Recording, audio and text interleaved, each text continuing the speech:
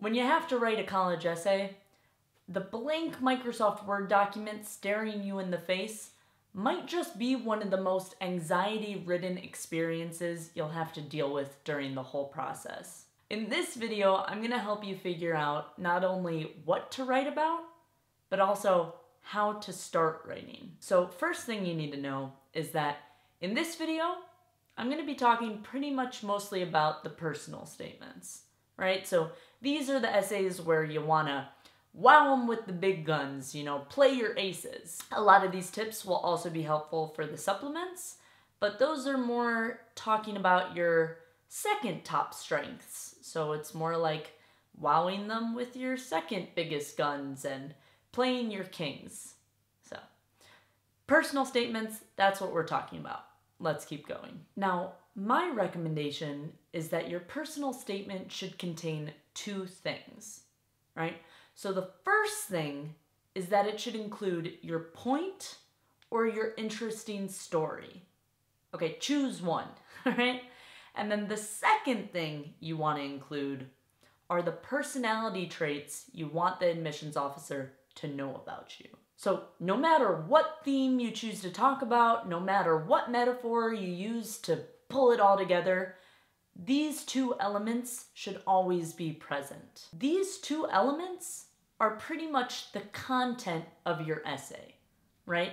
So if they're weak, your essay will be weak. I want to give you an example just so you can visualize what using these two elements looks like. So for example, your point could be that you're really good at cryptology, right? And your personality traits might be that you're really intelligent and calculating. You want to weave those two elements into your essay, right? But you don't always need to explicitly state them. You don't just say, I'm good at cryptology.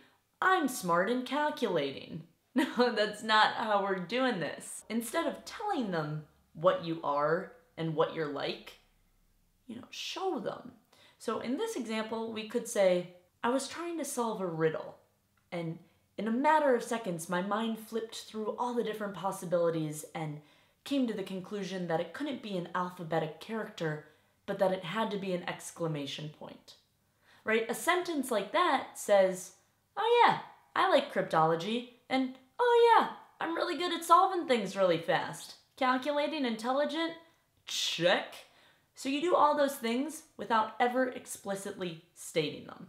The next thing I hear a lot of people ask is, do I need an exciting subject in my essay?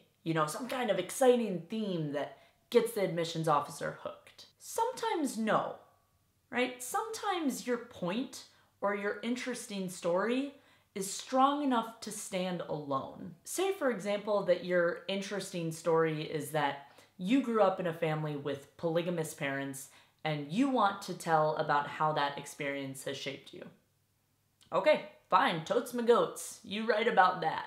That is definitely a strong enough story. But usually the essay is going to be better if you have some sort of a narrative at its base. So how does this work? Well, first, let's take, for example, the cryptology example I just gave. So imagine you grew to love riddles because you saw a newspaper puzzle and you started filling it out one day. And you kept doing this and kept doing this until one day you got so bored, you're like, man, I'll just create a puzzle for myself and send it into the newspaper, and it got accepted. That's a cool story. Tell that story. And while you're doing it, make sure to weave your point and your personality traits into that narrative. Sometimes the narrative doesn't have to be a story, right? It can just be a metaphor. So I don't know if you guys have ever seen the Costco Girls essay, but basically this girl wrote an essay about how everything she interacted with at Costco got her mind racing. In that story, Costco is a metaphor for how this girl's mind works. It's not about the store at all. It's about her thoughts. You can do that.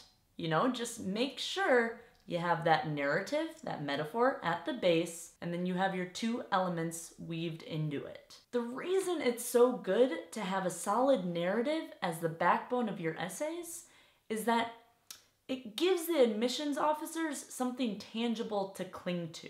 They won't be like struggling for a way to remember you. They'll be like, oh, that's the cryptology guy who sent in his puzzle to the newspaper. And it'll just help you that much more stick in their minds. Like, well done spaghetti to a wall. That is what you'll be. So, how do you think of a narrative? Well, now you're asking how to get creative.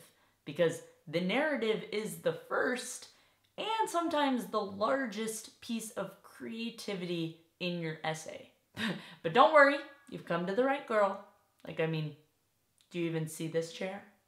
Do you even see it? I am so creative. I got creative on lock. So the first thing you want to do when deciding on a narrative is you want to look at your two main elements, right? So your personality and then your point or your interesting story. And you want to try and think and remember if there were any experiences that jump out to you regarding either of these two elements. You know, any defining moment.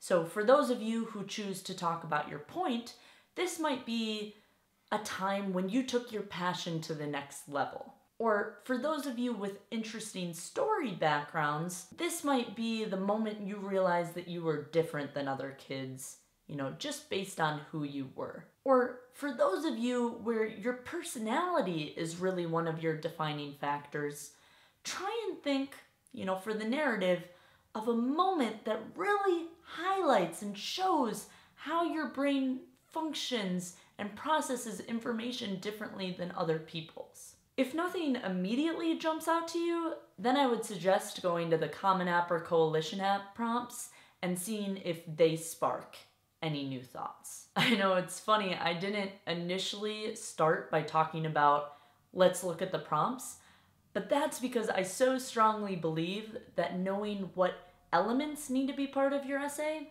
is a lot more important than just looking at the question and trying to come up with a quick answer. Have the elements and then make sure they're fitting with the question, but not the other way around. If neither thinking of your skills or the essay prompts help, then the next thing I want you to try and do is try and gain inspiration from the world around you. Maybe your dress shorts remind you of some kind of special occasion that changed your life.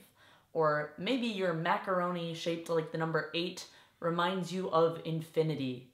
Or potentially, maybe even the golf club near your house reminds you of sprawling green fields and environmental protection. You know, look at everything and note everything. From this moment on, your job is to note every idea you think of.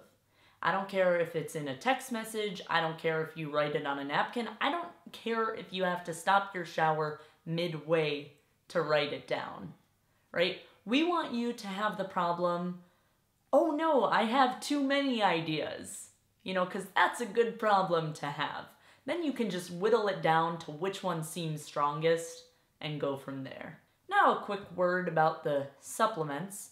What I just said there was, of course, for the personal statements, but I want you to know that there is no difference in the way you should be brainstorming for the supplemental essays. The only little thing you need to remember is that supplements, you're showing your second top strengths, whereas personal statement, you show your top strengths. Once you have the ideas fleshed out, you know, you have your solid narrative and your two elements, then you're probably going to be like Danica Patrick at the Daytona 500, right? Just revved and ready to go. But I'm going to need you to slow your roll, Hot Wheels, all right? Because if there's anything I learned at Harvard, it's that you need to take the proper steps before rushing into the essays. First thing, I don't want you to just rush into writing the essay, you know, start to finish. I want you to draft an outline. This will do a couple of things. The first way it's great is that it gets the ball rolling.